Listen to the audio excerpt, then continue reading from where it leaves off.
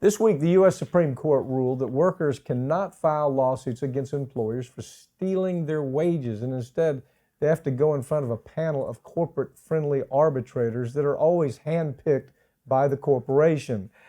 This story's been kicking out there for a long time. I mean, you've got a labor policy that makes it virtually impossible for individuals to sue their employers. In other words, an employer literally steals money from them. They do it all kinds of ways. They make them work during break times. They don't pay them for overtime. They've got all kinds of scams. We've seen every iteration you can imagine from this. So no question that the Supreme Court knows that goes on because they've seen these cases. They've seen the facts straight up. They know the facts of McDonald's. They know the facts of, I mean, I could go on forever. These industries that Walmart, all of the companies that have these scams where they virtually steal money from employers. No difference than going into their locker and taking money right out of their locker. But we have a Supreme Court that says, well, gee whiz, we shouldn't be able to allow them to go in force in a class action mode and say, you know, you've stolen from us. We want our money back. What is your take on this case? What's interesting about this case is that it really does bring to light two important issues that people often gloss over. One is the wage theft issue, and the other is the forced arbitration, both of which are huge problems for consumers that honestly, until the Supreme Court case came out, I don't think I've heard anybody in the corporate media ever talk about this. We have talked about wage theft, you and I, for years now. And we know how it works. As you said, they don't pay them overtime. They make them work off the clock. They reclassify them is one of the big things they do. They'll say, well, you're actually, even though you work and you do the same job as somebody else, you're a manager, even though you have no authority. So therefore, you are not entitled to any overtime pay whatsoever. And just weird little tricks like that. Let's talk about why the networks, the corporate MSNBC, for example, they got caught. I mean, they got caught. Yeah. They had people working for nothing. Oh, come work with Rachel Maddow and Joe Scarborough, and we're not gonna pay you. It's really not gonna benefit your career, but come work with us. And they had these kids working, I mean, crazy hours for nothing. And so that would be an issue that they certainly wouldn't do a story on, and they certainly did no stories on that type of thing. So there's that part of it. And as you point out, the arbitration. This arbitration black hole that's developing across the board.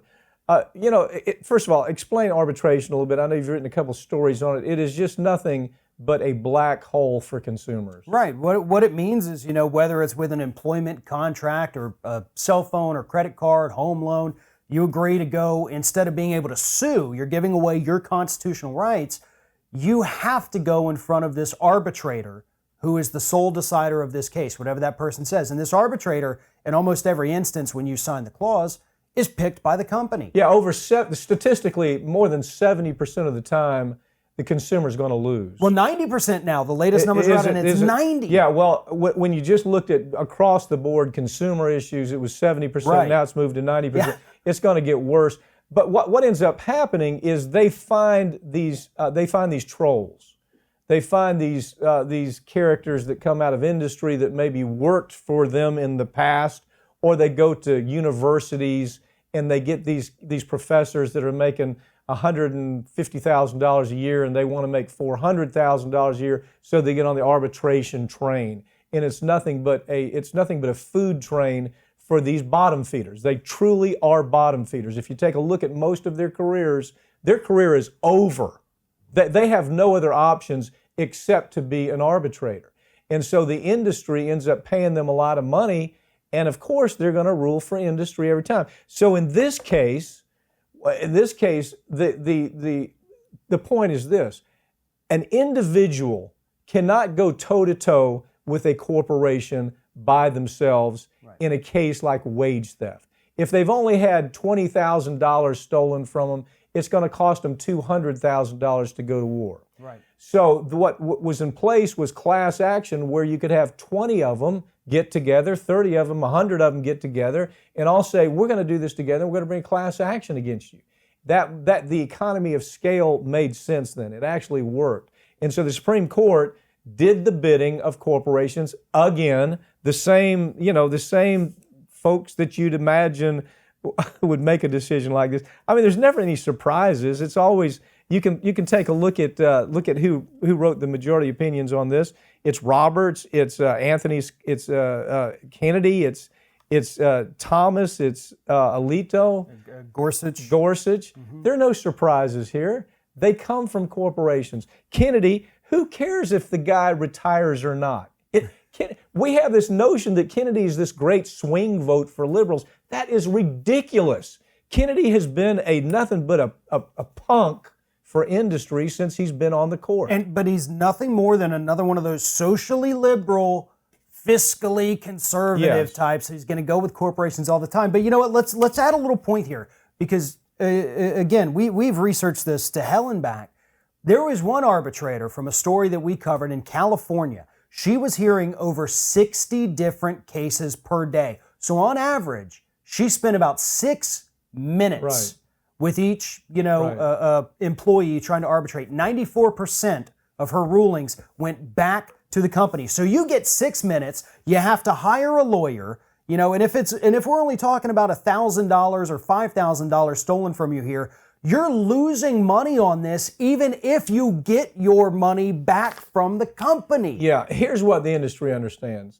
This is their risk is zero. Right. If they steal $50, every day from 100 employees, their risk is zero, because the one employee that lost $50 is not going to sue them, because if they do, they're going to go after that employee. They're going to lose their job. They're going to be isolated as far as being able to move up in the company. But more importantly, that employee can't afford to do that. There's no way an attorney can even spend the time taking that to court for $50 lost in that hour.